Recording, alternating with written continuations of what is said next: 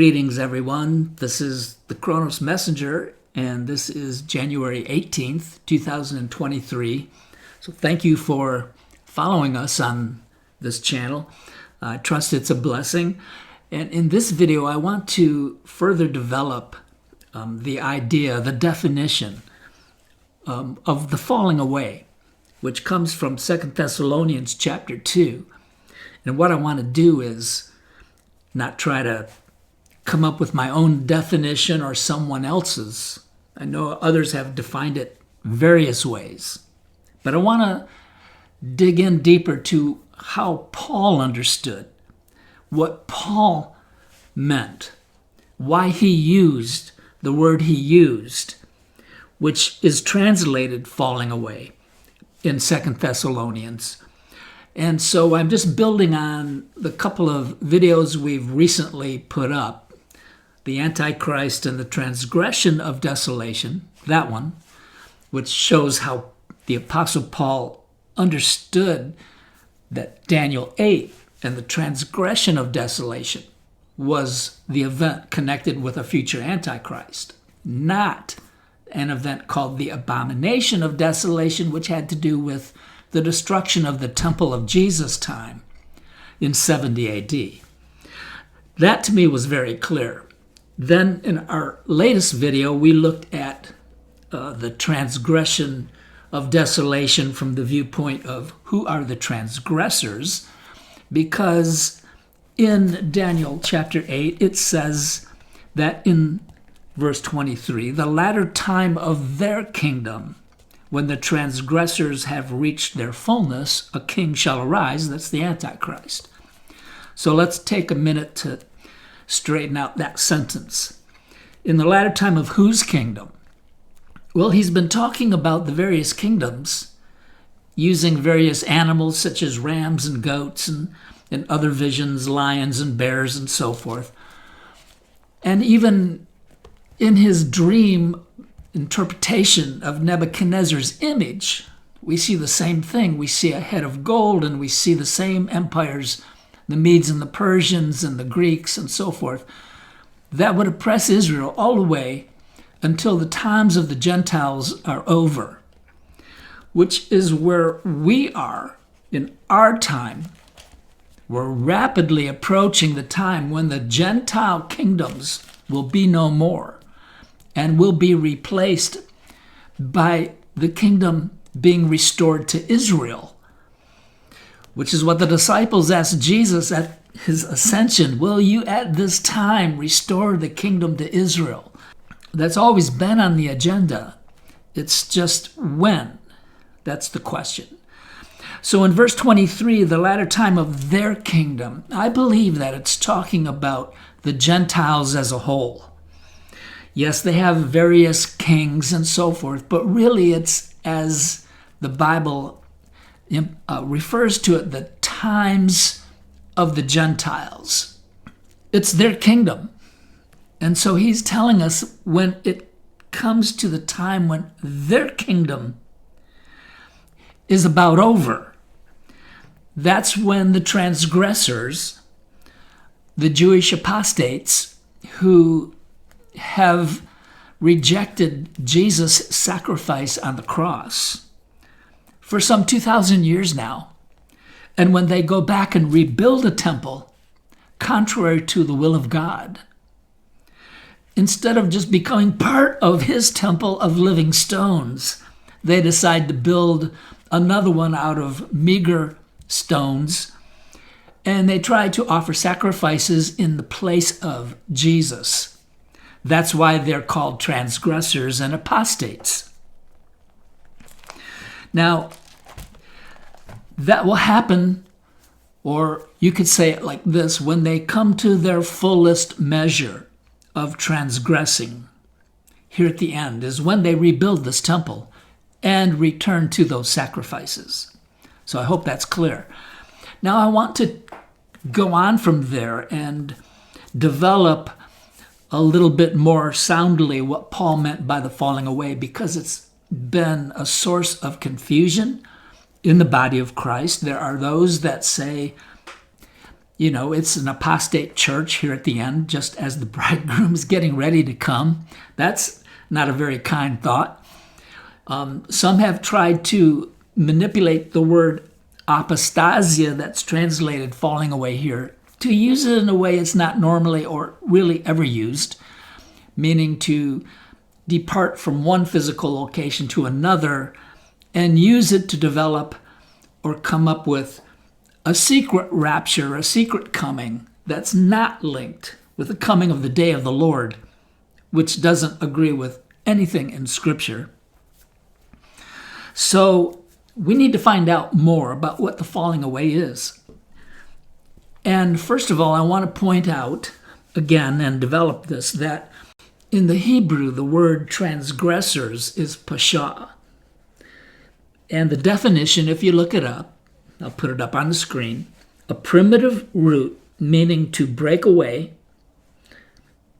perhaps from just authority, that is trespass, apostatize, quarrel, offend, rebel, revolt, transgress.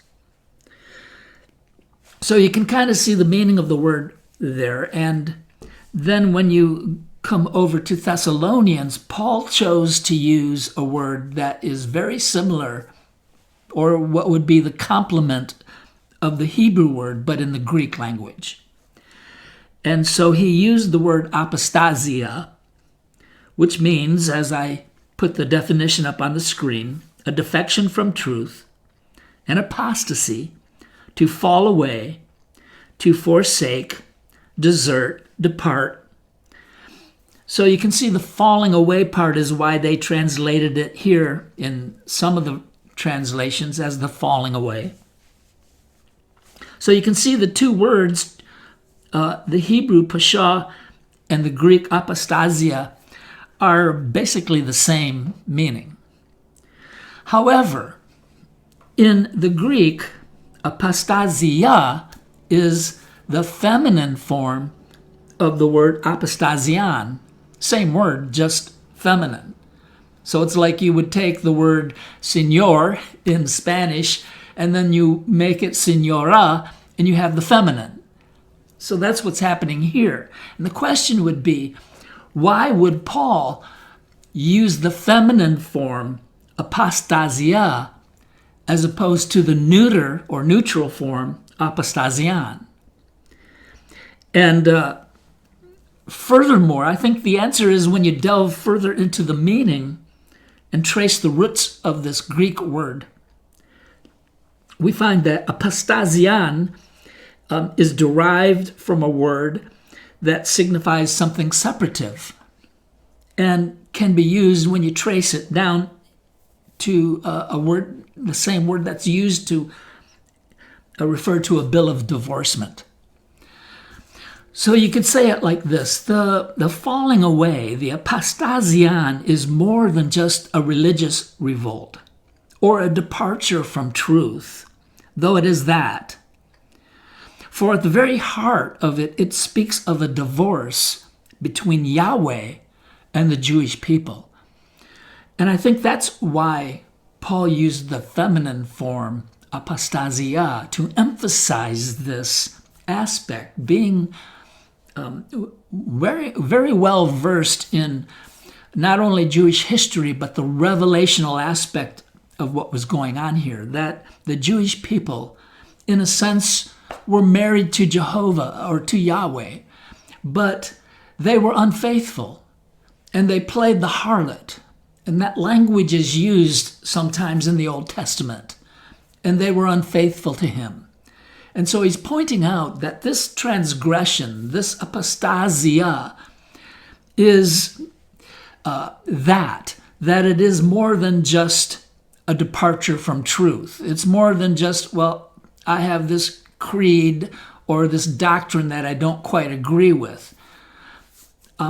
It's deeper than that. It's severing a relationship, and that speaks of a covenant that was between Yahweh and their forefathers, a covenant that they walked away from, that they did not keep. And then when the new covenant came into existence, the old was then superseded. They didn't even go after that. they didn't respect a new covenant either. So I think this whole thing is best typified in the account of Esther, where the Persian king had to put away his wife Vashti because she refused his banquet, and she refused to do what he wanted. And so the counsel that he had was, you need to put her away, and you need to replace her with someone else, another woman, and that's where Esther came in. So I think that story of Esther is what's going on here. Esther, of course, is a type of the bride of Christ, the church. And so the interesting thing is that whether you are a Jew or a Gentile today, the moment either one accepts Jesus into their heart, you're baptized into the body of Christ and you're part of the church. But if either the Jew or the Gentile are unbelieving, then you're just outside of this new covenant and you're not in any relationship with God. Not because you are a Jew or because you're not a Jew. It has no relative significance. There is a new covenant, and the provisions of that covenant are that you believe God's report, the gospel. So that's what's going on here. The fact that Paul understood that in the future they will go back, these Jews who have not received Jesus as the Messiah, even after 2,000 years, that they would go back and rebuild the temple and return to the sacrifices of lambs and bulls and goats in place of the sacrifice of Jesus, which was once and for all, and that this whole thing of sacrificial offerings is finished. It's settled. Righteousness can only come one way, and that's if you identify with the Lord Jesus Christ. If he becomes your righteousness, there is no other righteousness that you can have or way and manner in which you can climb a stairway to heaven. It's either him or not. He is the way and the truth and the life. No one comes to the Father but by him. So that's the deal here. So what Paul was saying in 2 Thessalonians chapter 2 was that concerning the coming of our Lord Jesus Christ and our being gathered together to him, which is what they called the rapture. You understand that the word rapture is simply the word harpazo, being seized or caught away in the Greek, translated into the Latin, and then transliterated into the English. So if someone says that the word rapture isn't in the Bible, well, you could say the same about Jesus. It's just in a different language. And so they called it his coming and the gathering. And Paul is saying, let no one deceive you by any means, for that day will not come unless, notice how he interposed that day with the coming and the gathering, because they're all related. He comes and we're gathered in that day, the day of the Lord. So you can't divide the two. It's the day of Christ, the day of the Lord, many titles, but it's this 1,000-year day, the last one of this great week. It's also the third day of Jesus, the Messianic ministry.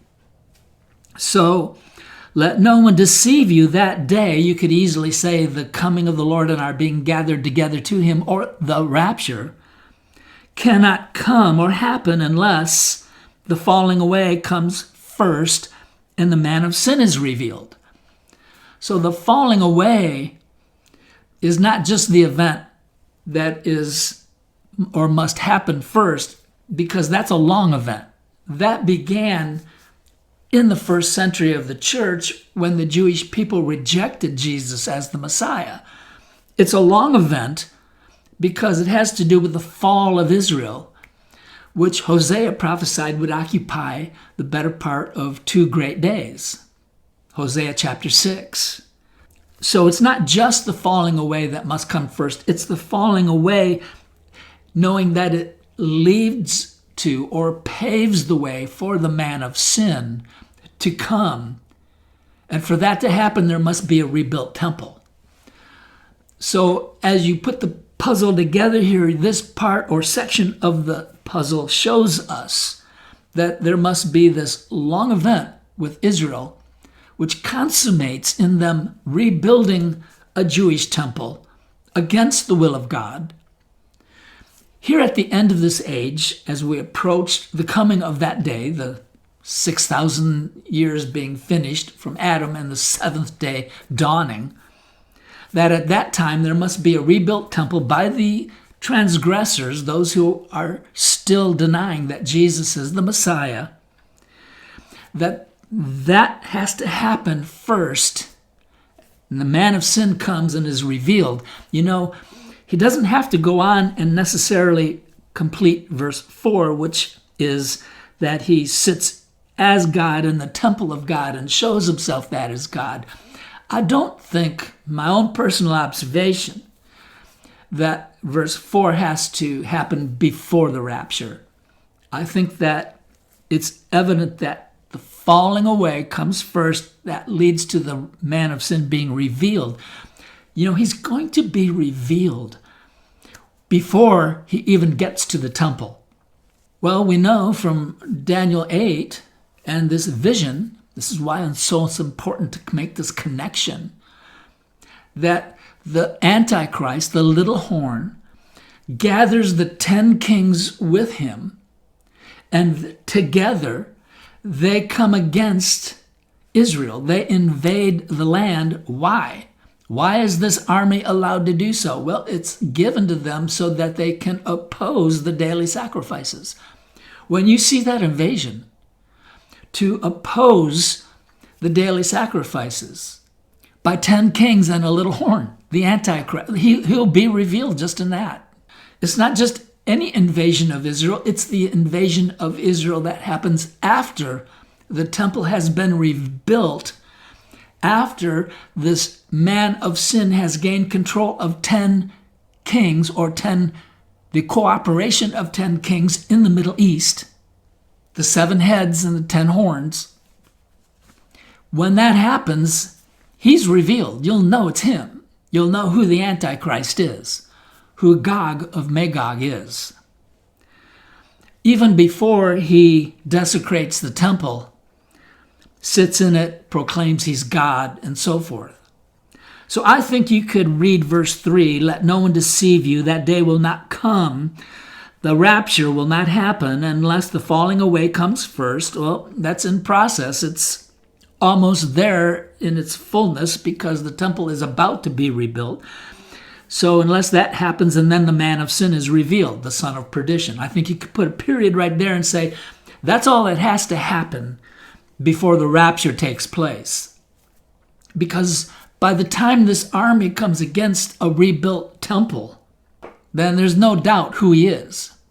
So if we don't already know. Therefore, apostasia, the feminine form of this word, proves out what Paul was saying. And then if that doesn't seal the deal, the fact that it's translated either falling away, falling, or if you go to the Hebrew, its counterpart, transgression or transgressors.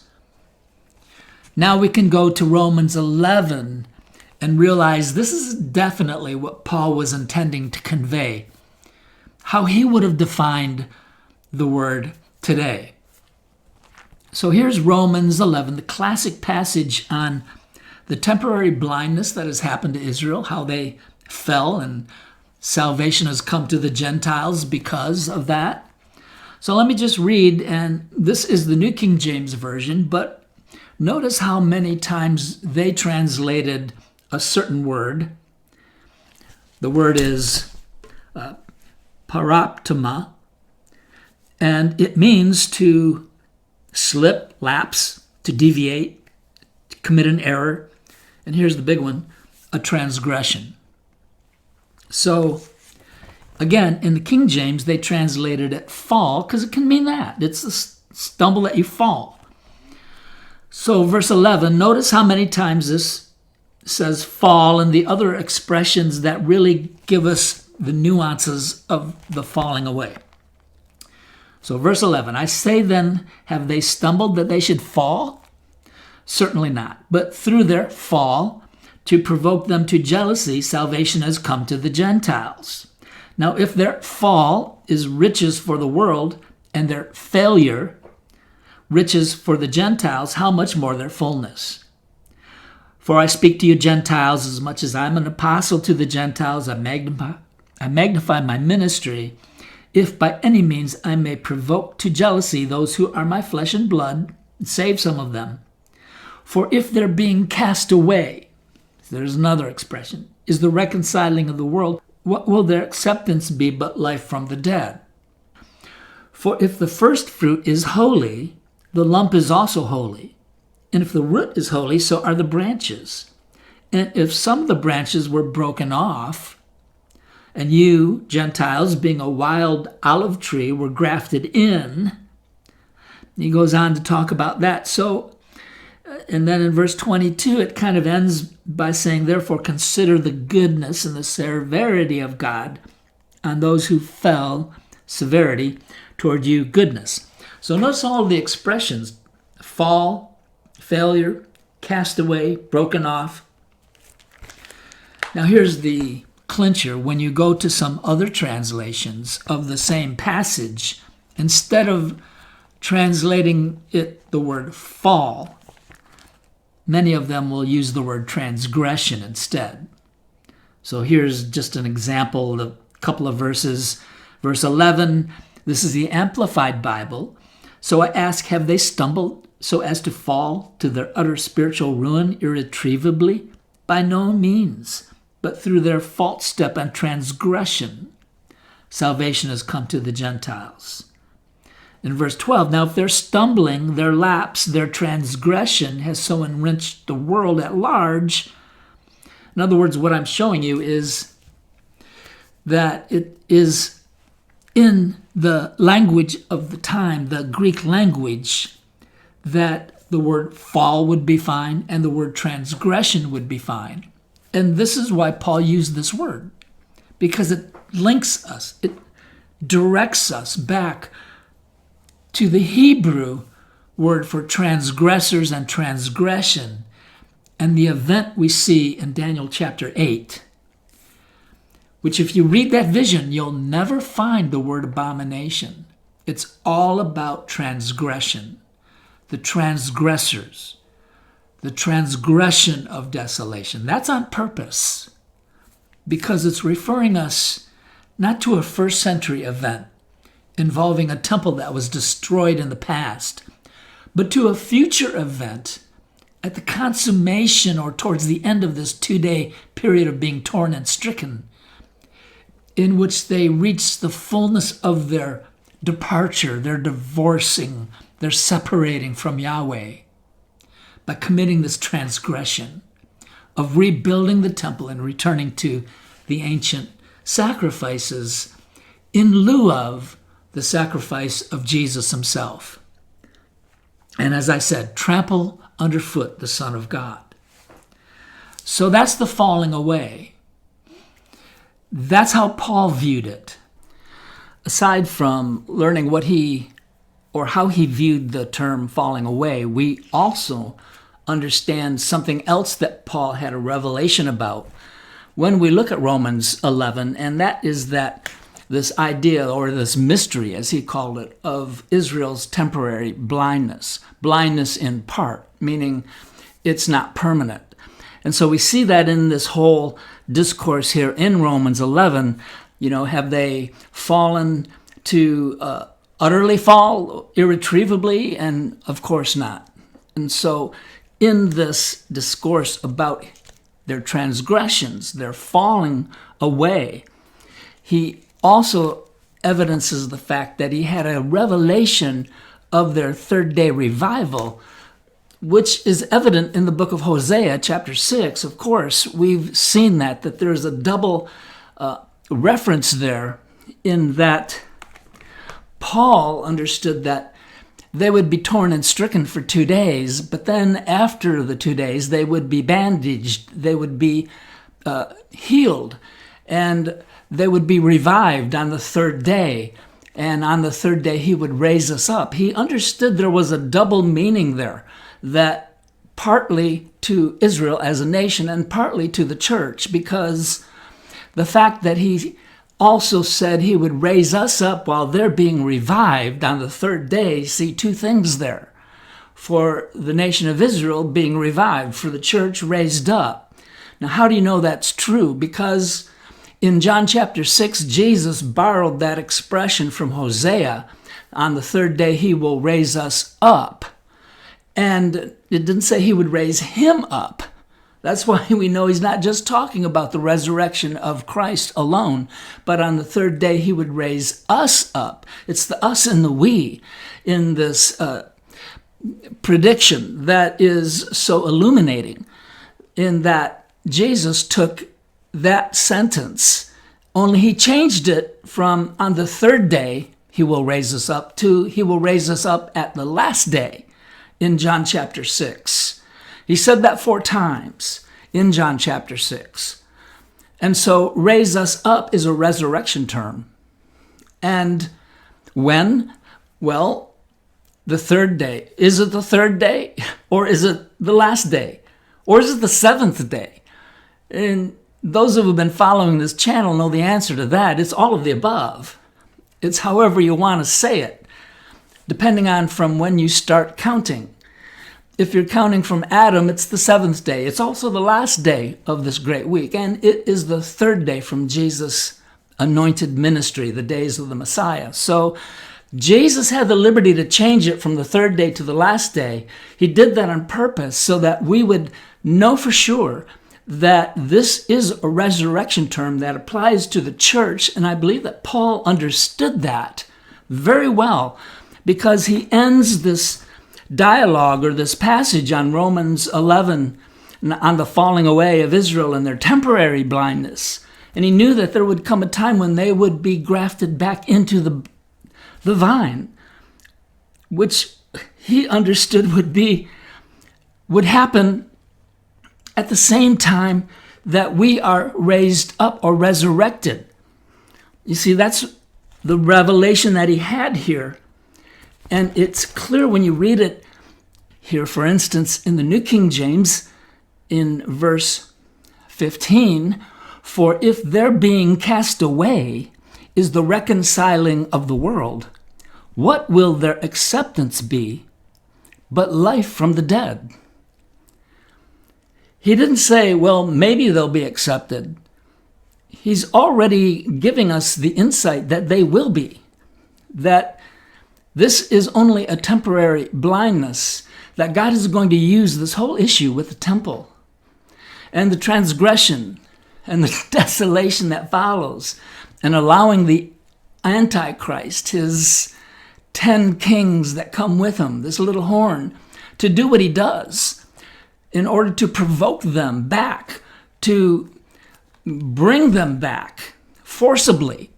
If you're not going to stop with the sacrifices in a rebuilt temple, if you're going to I'll make you stop.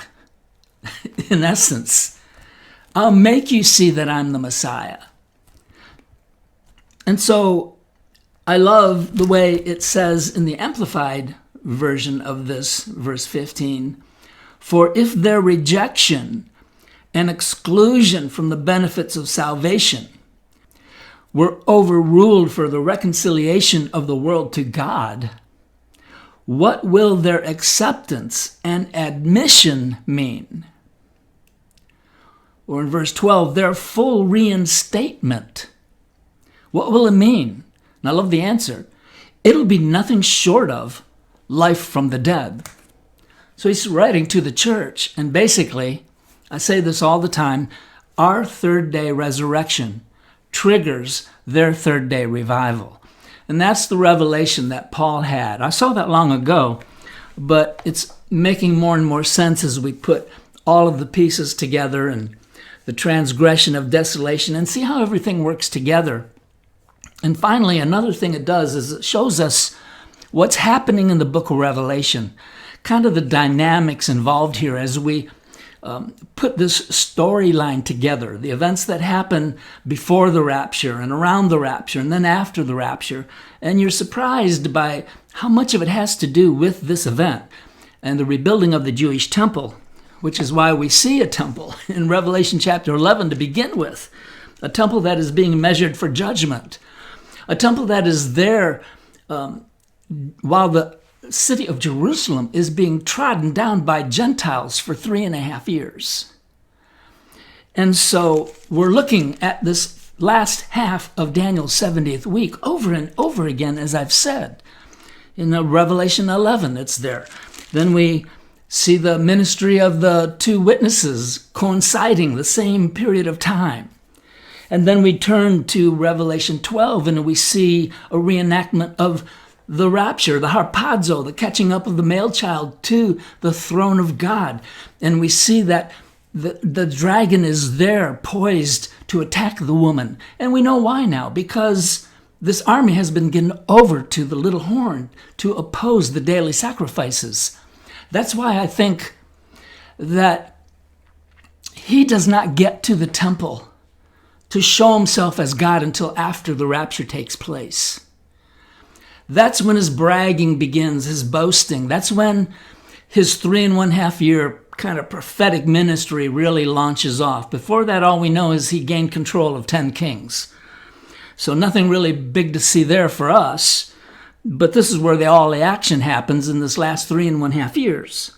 And he's given a mouth in Revelation 13 to speak blasphemous things. He's given authority to continue for this 3.5 years. Imagine that. And he opened his mouth in blasphemy against God, to blaspheme his name, his tabernacle, and I like this, and those who dwell in heaven. Why would he be blaspheming somebody who dwells in heaven? Well, put the pieces together. This is the last 3.5 years. The rapture has just happened. And so he's got to spin it, right? And so he's mad. He's blaspheming those who have been taken to heaven, or at least that's what people are saying. He's got to spin the event. And so then we see next in the same chapter a false prophet. And this is what really ties in to Daniel chapter 8, because we know from history that a Greek general named Antiochus Epiphanes, and actually Antiochus is the right way, I guess, to say it, and he's the fourth. So that's not his name. That's just a title, like Caesar. And Epiphanes just means God manifest. So he has this title, and he's the manifestation of God on the earth. And he's coming into the temple at the time of the Maccabees and so forth, before Christ. And as history records, he slaughters some pigs on the altar. Most of the people anyways in Israel had turned to the Greek culture. They were Hellenists. They had given up pretty much on the Jewish thing anyways, but he actually made it illegal to do any of their rituals and worship God as they used to. But there was a few. There was a family, the Hasmoneans, I guess, which is the Maccabees, and they stayed true to the Lord, but everybody else had pretty much forsaken him. And anyways, this Antiochus, however you want to say it, he built an altar to Zeus, first of all, in the temple area, in the courtyard, and sacrificed pigs on this altar. And then he went in and he supposedly, as it's said, erected an image to Zeus. Some say a statue or an image of himself, claiming that he's Zeus. And so you can see how he was a type and a shadow of what would happen in the future, our future, when this false prophet, verse 13 of chapter 13, he performs great signs so that he even makes fire come down from heaven on the earth in the sight of men. So he's kind of duplicating what Elijah did. And he deceives those who dwell on the earth by those signs which he was granted to do in the sight of the beast, telling those who dwell on the earth to make an image to the beast, who was wounded by the sword and lived. He was granted power to give breath to the image of the beast, that the image of the beast, now this is a statue, no doubt, much like Nebuchadnezzar saw in his dream.